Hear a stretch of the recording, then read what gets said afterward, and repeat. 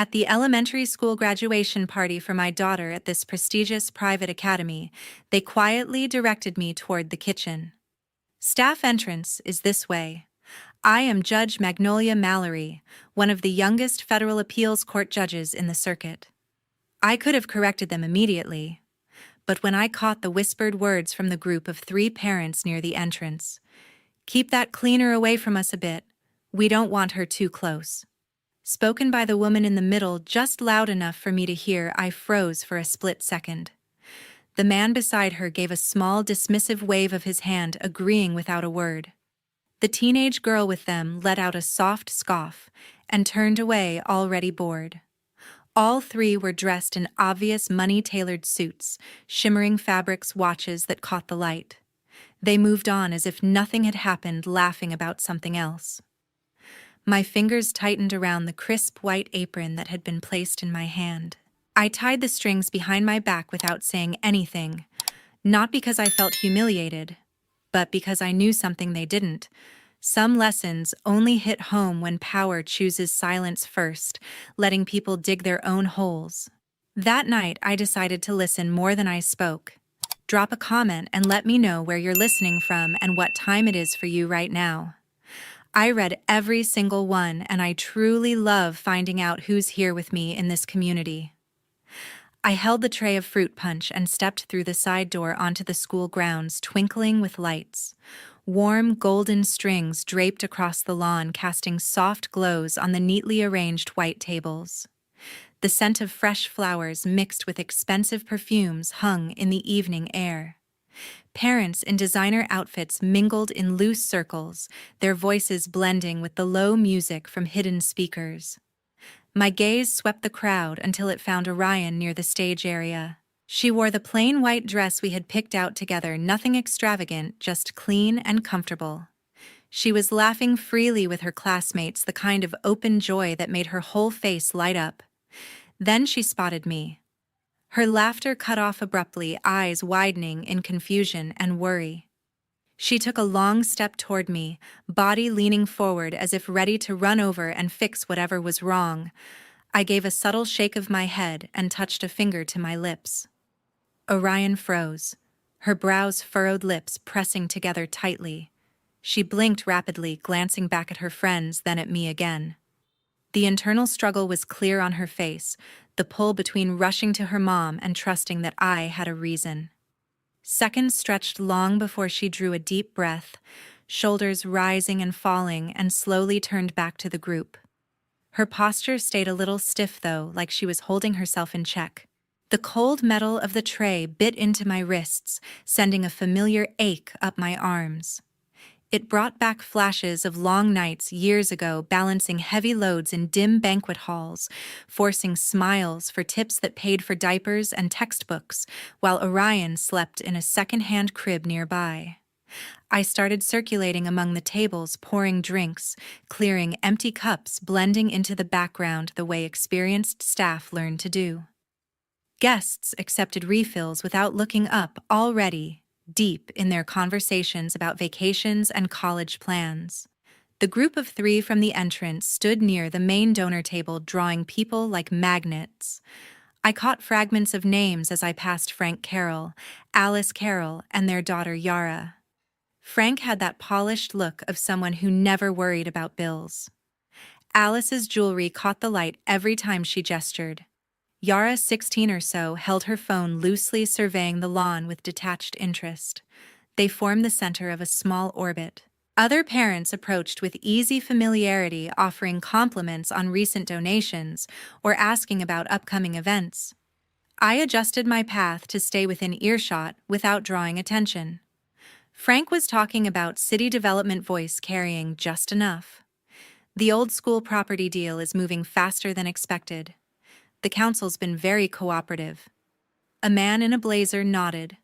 Smart investment, prime location. Alice smiled smoothly. It's all about timing. And knowing the right people. Yara glanced at her phone, then around the lawn, her expression unchanging. I kept serving, moving from table to table, the tray growing lighter as glasses filled. The conversations around the carols shifted to school matters, new facilities, scholarship funds, who sat on which committees. One woman asked Alice about future plans for the children. Alice's tone warmed slightly. Yara has some exciting opportunities lined up at the top prep schools. It's good to have a track record with the institution. Frank added quietly, "Connections make all the difference these days." Their words weren't loud declarations, but the way they were received, nods, knowing smiles, told the story. Legacy and generosity opened paths that raw merit sometimes couldn't. I passed the dessert area where kids crowded around cupcakes frosted with the school logo. Parents watched indulgently, some taking photos. Orion was helping a younger classmate reach a plate. Her earlier tension eased, but not gone. The evening flowed smoothly, laughter rising in waves. I stayed in the rhythm, invisible, yet seeing everything. The carols remained the focal point, their circle growing as more guests drifted over to pay respects or share updates. I circled back occasionally, catching new pieces, mentions of environmental reports being handled, committee decisions leaning certain ways. Nothing overt, just hints dropped with confidence. The ache in my wrists faded into background noise, replaced by sharper focus. The lawn felt divided in subtle ways, those who belonged without question, and those who navigated carefully around them. I continued my rounds, tray balanced, expression calm. I refilled glasses at the next table, ears tuned toward the carols. They never said anything outright.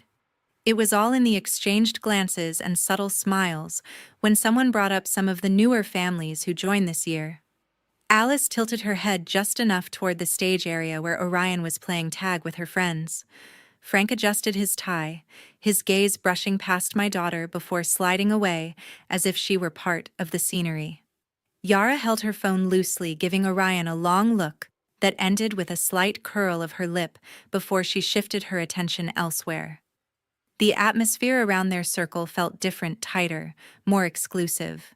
Long-time donors knew exactly how close to stand, how loud to laugh. Newer parents hovered at the edges, waiting for an opening that rarely came. I cleared a nearby table of used plates, stacking them carefully. The invisible boundary was clear to anyone paying attention. That's when Ophelia approached the table adjacent to theirs. She was an older student earning community service hours by helping with service tray, balanced precariously in her hands. A slight tremble caused a few drops of punch to splash onto the cloth near Yara's place setting. Alice's voice was calm, almost polite. "Someone should handle this." Frank didn't glance over, simply smoothing the sleeve of his jacket. Yara turned halfway, tone light but pointed. "Careful." Ophelia's face went pale. She whispered apologies, setting the tray down too quickly and fumbling for napkins. I was there in seconds. I placed my own tray aside, pulled a clean cloth from my pocket, and wiped the small spots from the table and floor in smooth motions. The spill was minor, barely noticeable, but the weight of it hung in the air. Ophelia met my eyes, worry clear that she might have caused issues for another worker. I gave her a small nod, nothing more. She took a steadying breath and moved on, posture straightening as she went. The carols had already resumed their conversation the moment dismissed. I reset the table, fresh napkins, aligned glasses, then continued my path through the crowd. The dessert station drew a steady stream of children, their parents trailing behind with phones ready for photos. Orion was in the middle of it, handing out cupcakes to younger kids, her earlier stiffness gone as she focused on the task. I passed close enough to catch her quick glance my way, checking, reassuring herself I was still there. I kept my expression neutral, giving nothing away. Conversations floated around me as I worked. A group near the carols discussed the school's expansion plans, voices low but animated. One man asked Frank about potential delays. Frank's reply was easy. "Everything's on track. The important parts are taken care of." Alice added, "It's all about having the right guidance." Their circle nodded in agreement, the kind of nod that comes from shared understanding. I served another table, listening to fragments about committee votes and funding priorities. Nothing explicit, just enough to paint the picture. The string quartet shifted to a livelier piece, drawing more families toward the open area for informal dancing. Children ran between adults' laughter mixing with the music. I stayed on the move tray in hand, part of the flow without disrupting it. Ophelia appeared again at the edge of the service tent, restocking her supplies. She looked steadier now, focusing on the task. The coordinator gave her an approving pat on the shoulder, small gesture but meaningful. I noted it along with everything else. The evening continued its polished rhythm, guests enjoying the catered spread, the carefully curated atmosphere.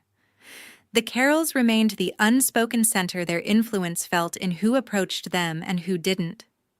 I kept circulating, gathering the subtle pieces that were starting to form a larger pattern. I continued my rounds through the tables, pausing near the group where Frank was talking with several other parents about real estate. He spoke with that easy confidence of someone who rarely met resistance. The project on the old school site is moving along nicely. The city council has been very supportive. Alice nodded in agreement. The key is keeping momentum. Delays hurt everyone involved. One of the men in the circle holding a glass of wine asked casually, "What about the environmental assessment? Any issues there?" Frank's smile didn't waver. A few minor details left. "Our legal team is handling it to make sure everything's perfect." They left it at that, moving on to timelines and potential returns. No one pressed for more. But I had heard variations of that phrasing too many times in my courtroom, vague assurances that often masked deliberate omissions. It wasn't ignorance, it was strategy. Bury concerns in layers of paperwork, make them seem insignificant until approvals were secured. I kept my face impassive as I refilled water glasses at a nearby setup, but my mind was already piecing together what wasn't being said. The conversation drifted to partnerships and zoning variances. Names of council members dropped like casual references. Alice mentioned an upcoming meeting with planners, her tone suggesting it was already in the bag. Frank added, "We've invested a lot in community relations. It pays off."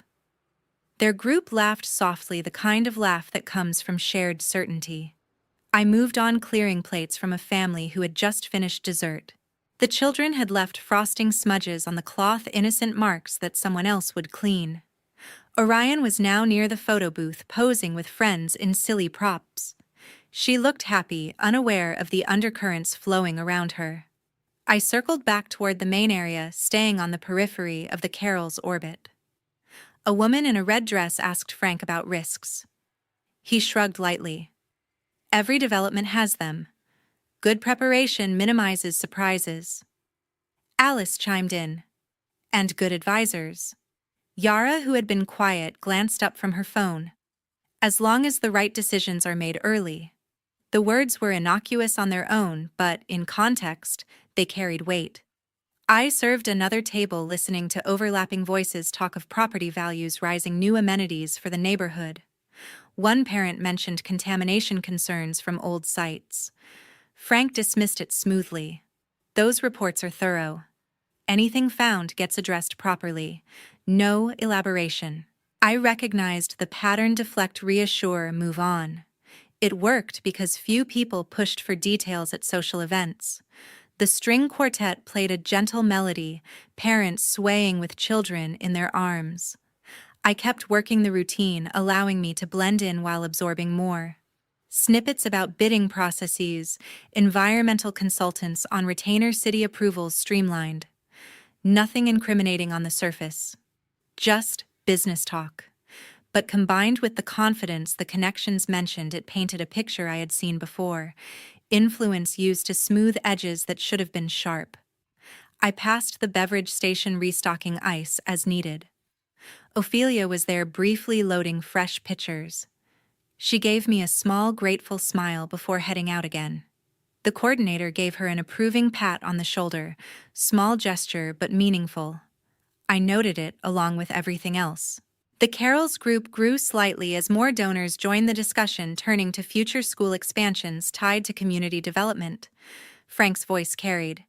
"It's all connected. Strong partnerships benefit everyone." Alice agreed. especially the next generation. Yara nodded attention back on her screen. I continued my path, the pieces fitting together more clearly with each pass. The project wasn't just ambition, it was leverage, and leverage, when misused, left traces. I maintained my steady pace expression, unchanged mind racing ahead. The evening air cooled slightly, guests pulling wraps closer. Conversations flowed, glasses clinked, children chased fireflies released for the occasion. I stayed in the background, collecting what others overlooked. The pattern was emerging, subtle, calculated, familiar from years on the bench. Not reckless, careful enough to seem clean, but not careful enough. I adjusted my tray and moved on. The discussions grew more animated as alcohol loosened tongues, but the core message remained the same: progress at any reasonable cost. A council contact was mentioned again, this time with a wink about mutual benefits. Alice laughed softly. Everyone wins when things move forward. Frank raised his glass in a small toast to that. I cleared another table, stacking dishes neatly. The implications were clear to me: environmental shortcuts justified as necessary for growth. I had presided over cases where similar attitudes led to long-term consequences, costs shifted to taxpayers or residents years later. Here, it was dressed in community improvement. Yara contributed occasionally, her comments sharp and brief, echoing her parents' worldview. The group dispersed slightly as some headed for photos, but the carols remained the anchor. I kept my distance appropriate for service, close enough to catch the rhythm of their talk. Phrases about streamlined reviews and practical solutions repeated in variations. No admissions, just enough to confirm my suspicions. The night deepened, lights twinkling brighter against the darkening sky. Families gathered for group pictures, children growing sleepy. I continued serving the role, allowing unrestricted movement. Every fragment added to the mosaic. The project relied on downplaying risks, using influence to navigate regulations. Common enough in development, but crossing lines when safety was compromised. I poured the last of a pitcher, mind turning over possibilities. The pieces were aligning. I set the empty container aside and reached for a fresh one. The mood of the party began shifting toward the speech portion as guests drifted closer to the stage.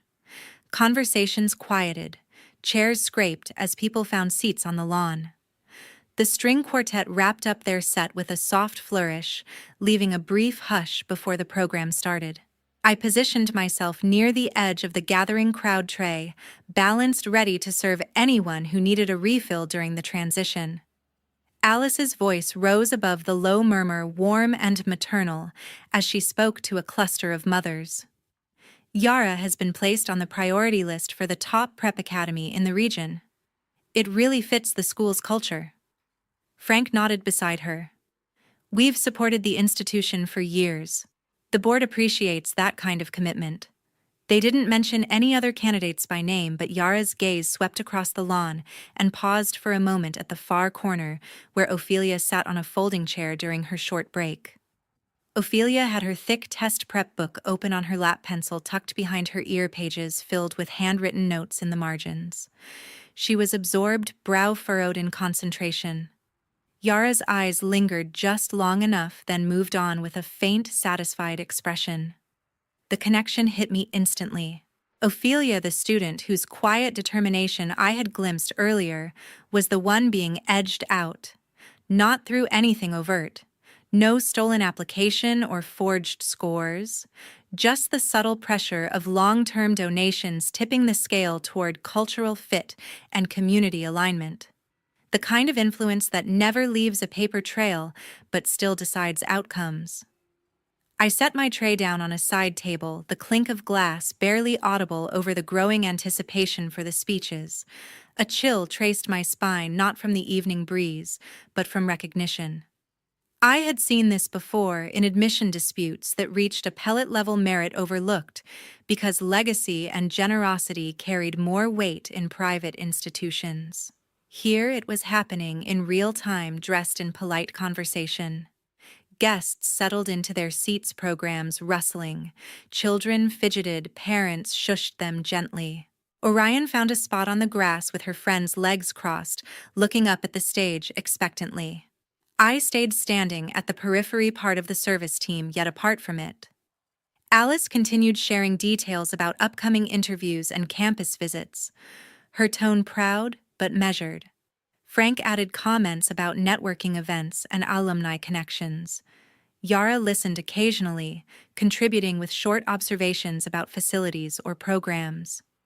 Their circle absorbed the compliments from others, the conversation flowing naturally into how such opportunities shaped futures. No one challenged the assumption that priority was earned through support rather than pure achievement. I watched Ophelia close her book and stand smoothing her uniform before heading back to work. Her movements were precise, focused, someone who knew every minute counted. The disparity sharpened in my mind. One girl resting with a phone in hand secure in her path. Another studying during a 5-minute break, fighting for every advantage. The difference wasn't talent, it was access. I picked up a fresh pitcher circulating slowly through the seated crowd, topping off drinks as needed.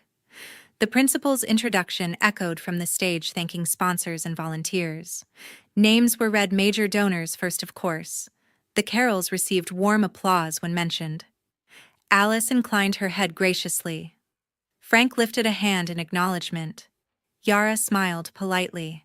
I kept moving, face composed. The speeches began: board members, student representatives, plans for the coming year. Words about excellence, opportunity, community. All true on the surface, but beneath the quiet mechanics of who got to claim those words. Orion clapped enthusiastically for her classmates on stage. Her enthusiasm was genuine, untainted. I envied that for a moment. The program progressed, awards handed out, photos taken. I served the last row, then stepped back. Ophelia crossed my path carrying empty trays toward the tent. Our eyes met briefly. She offered a tired but determined smile. I returned a small nod. The connection between her effort and Yara's priority crystallized fully. Influence applied gently but consistently, reshaping outcomes without fanfare. Common in elite private education, donations tied to consideration, never explicit quid pro quo, but understood all the same. Legal gray area, rarely challenged successfully, but unfair, all the same. I placed the pitcher on a service stand, hands steady despite the anger building. The final speaker wrapped up, applause rising. Guests began standing, stretching, preparing for goodbyes and photos. I watched the carols receive congratulations, handshakes, promises of future collaboration. Yara accepted compliments on her upcoming transition with practiced grace. Ophelia disappeared into the service area, book tucked under her arm. The contrast burned. I set the tray down, a cold sensation settling along my back. Everything connected now. 2 separate threads, development shortcuts and admission preferences woven from the same cloth of entitlement. I breathed slowly, letting the realization settle. The night wasn't over, but the picture was complete. I slipped away from the tables into the side hallway leading to backstage. The corridor was quieter, lined with folded chairs and stacked boxes from the setup crew. Dim bulbs overhead cast long shadows on the concrete floor.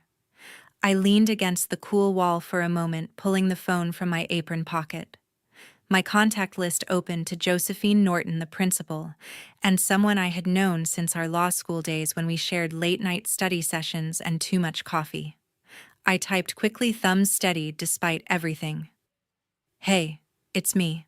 I'm at the party. There's something involving Frank Carroll's real estate project and this year's scholarship process. If you're doing the closing remarks, can you give me a chance to say a few words? The school's reputation could take a hit if it's not handled carefully. I hit send and waited, staring at the screen. The reply came faster than I expected, the 3 dots appearing almost immediately. I'm backstage now. I don't know the details, but if it's serious, I can introduce you as a special guest speaker. Are you sure? I typed back without hesitation. Positive. The response was a simple thumbs up emoji followed by, stand by the wing. I'll signal when. I pocketed the phone and took a slow breath, letting the quieter space settle my thoughts. The muffled sound of applause leaked through the curtain, another award or thank you being given on stage. I paced a few steps, rehearsing nothing in particular, just feeling the weight of what might come next. Josephine and I had stayed in touch over the years, mostly holiday cards and the occasional alumni event. She had gone into education administration while I climbed the judicial ladder. We respected each other's paths, even if they diverged. This ask was big. It risked her position if things went sideways. But she trusted my judgment enough to agree quickly. I checked the time on my phone, still early enough for the closing segment.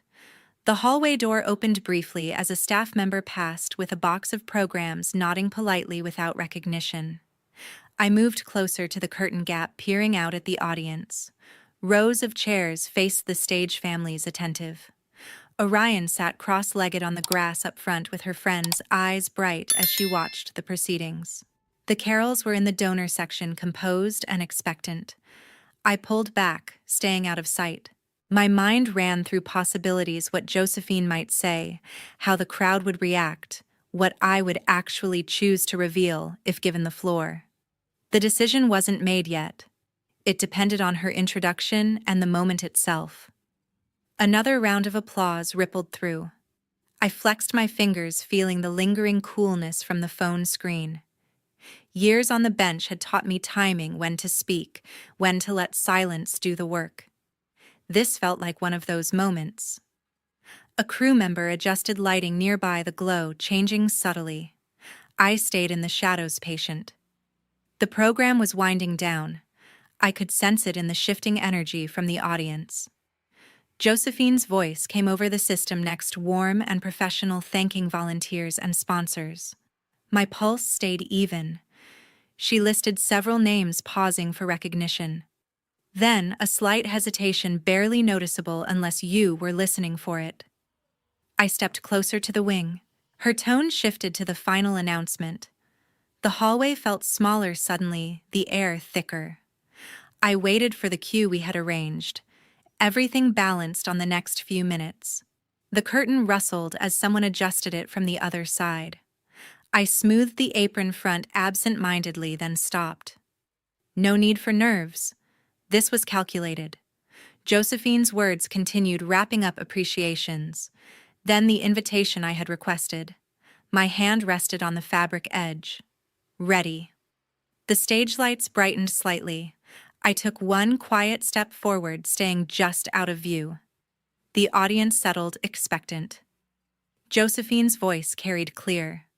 And now a few words from a very special guest. I moved into position. The moment arrived. I stood there waiting for her to call the name. The crowd murmured softly. My heart beat steady. This was the turning point. Everything I had observed converged here. I kept my posture, relaxed, hands at my sides. The introduction came. I stepped forward when signaled. The reveal would be simple, direct. No drama needed beyond the truth itself. I positioned myself at the wing entrance, visible only to Josephine. She glanced my way, eyes meeting mine for confirmation. I nodded once. Her expression remained professional as she continued. The program concluded smoothly. Then the shift. And before we close, I'd like to invite Judge Magnolia Mallory to share a brief message with us. The name landed. I walked onto the stage. I stepped onto the stage as the lights brightened, the microphone crackling softly when Principal Josephine Norton took her place at the podium. She thanked the parents, the teachers, the volunteers, her voice warm, practiced, carrying easily across the lawn.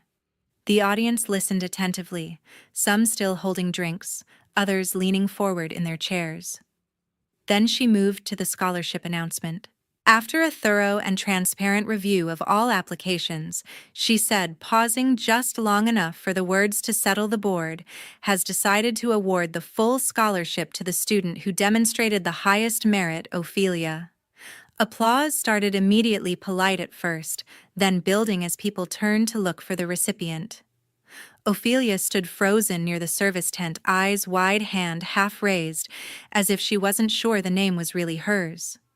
A few teachers near her began clapping harder, encouraging her forward. She took hesitant steps toward the stage, face flushed with disbelief. Josephine waited until the applause died down, then smiled broadly. And tonight, we are especially honored to have with us Judge Magnolia Mallory, who generously assisted the board in ensuring complete fairness in our selection process, and who currently oversees urban planning projects in our region. The shift in the crowd was instant. Heads turned, whispers rippled outward. I walked from the wing into the full light, stopping at the center of the stage. I reached behind my back and untied the apron strings, pulling the white fabric over my head in one slow motion. I folded it once, twice, and set it on the podium with deliberate care. The lawn had gone quiet. Frank Carroll's posture stiffened in his seat. Alice's hand paused midway to her glass. Yara's phone lowered to her lap. I looked out at them, not with anger, not with triumph, just clarity. I leaned slightly toward the microphone and spoke only 2 sentences, voice steady and amplified across the entire gathering. Justice doesn't require many words. From this day forward, my family will have no further association with the Carroll family. I stepped back. Orion rose from her spot on the grass, weaving quickly through the seated guests until she reached the steps. She climbed them without hesitation and came to stand beside me, slipping her small hand into mine. We held it there together. The silence stretched thick and complete. Josephine cleared her throat softly behind me, then addressed the audience again, voice calm. "Thank you all for a wonderful evening. Safe travels home." People began to stand, movements, slow conversations starting in low tones. Ophelia reached the stage, accepting the certificate from Josephine with shaking hands. The principal gave her a genuine embrace. The Carrolls remained seated longer than most. Frank's jaw worked silently. Alice stared straight ahead. Yara's face had lost its usual composure. Guests filed past them with polite nods that felt different now, less deferential, more careful. I stayed on stage until the crowd thinned, Orion's grip firm in mine. Teachers approached Ophelia with congratulations, some tearful. A few parents came up to thank Josephine for the transparent process. No one approached the Carrolls. The string quartet packed up quietly. Lights dimmed section by section as crews began cleanup. Orion leaned her head against my arm. "Mom." I squeezed her hand. "It's okay." We descended the steps together. Ophelia spotted us and walked over, certificate clutched to her chest. "Thank you," she whispered, eyes shining. I shook my head. "You earned it." Josephine joined us, voice low. "That took courage. Both of you." We spoke briefly about next steps, official letters, press releases if needed. The lawn emptied steadily. The Carrolls finally stood. Frank guided his family toward the exit without looking back. No goodbyes offered or accepted. The night air felt clearer as the crowd dispersed. Orion and I walked to the parking area, her hand still in mine. Cleanup crews moved efficiently, folding chairs, gathering linens. The stage lights powered down one by one. We reached the car in silence. I opened the door for Orion, then paused, looking back at the now darkened lawn. Everything had changed in the space of a few minutes, not with shouting or accusations, just with truth placed exactly where it belonged. Orion buckled in and looked up at me. "Are we okay?" I closed the door and walked around to the driver's side. "Yes," I said, starting the engine. "We're more than okay." We drove away from the school, the strings of lights fading in the rearview mirror. The apron remained on the podium, forgotten by the crew in the rush. It didn't matter. The message had been delivered. A few months later, I sat in my chambers overlooking the city. The view from the high floor stretched across downtown buildings and the river beyond, sunlight glinting off glass towers on a clear afternoon.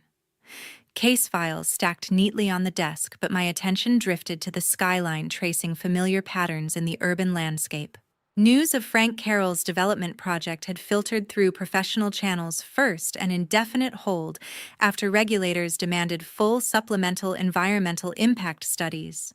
The initial approvals, once fast-tracked, now faced scrutiny that uncovered gaps no one had pressed for earlier. Sources mentioned additional testing for soil contamination, potential delays stretching years. His firm issued statements about cooperation and commitment to standards, but the momentum was gone. Partners shifted focus to other ventures. I received an email from the school's board one morning, formal and carefully worded. It confirmed that following a complete reevaluation of priorities, Yara's name had been removed from the scholarship consideration list. No further explanation offered. Ophelia, on the other hand, got the official award letter, full tuition covered, plus a stipend for books and supplies. The attached note from the administration expressed gratitude for her outstanding application and dedication. She started the new term with a confidence I hadn't seen that night on the lawn. Orion settled into her new school quickly. The environment felt different, less emphasis on legacy, more on individual growth. She made friends based on shared interests rather than family connections, coming home with stories about projects and teams that excited her. We never heard from the Carrolls again. No messages, no encounters at community events, no indirect inquiries. The separation was complete, quiet, final. I kept the white apron laundered and folded in the closet at home beside my judicial robe. Two simple garments, worlds apart in appearance, hanging side by side. They served as a private reminder whenever I opened the door. Power isn't always about volume or confrontation. Sometimes it's about patience, waiting for the right moment to let facts and systems do the work. I thought about that evening often, not with satisfaction or regret, but with clarity. The choices we make when we think no one important is watching reveal more than any public statement. Fairness isn't always dramatic. It can be as simple as ensuring the process is followed without favor. Ophelia earned her opportunity through effort, not influence. Orion learned early that respect comes from character, not status. Those outcomes mattered more than any confrontation. I turned back to the desk, opening the next file. The city continued building and changing below, projects rising and falling based on rules applied evenly. Some succeeded through merit. Others stalled when shortcuts were exposed. Life moved forward. I glanced at the robe one last time before leaving for court. The fabric held weight not from thread but from what it represented. Integrity over entitlement. Truth over convenience. Those principles endured long after one night on a school lawn, and they shaped futures in ways louder words never could. The real victory wasn't in winning an argument, it was in protecting what deserved protection, quietly, completely, without need for applause.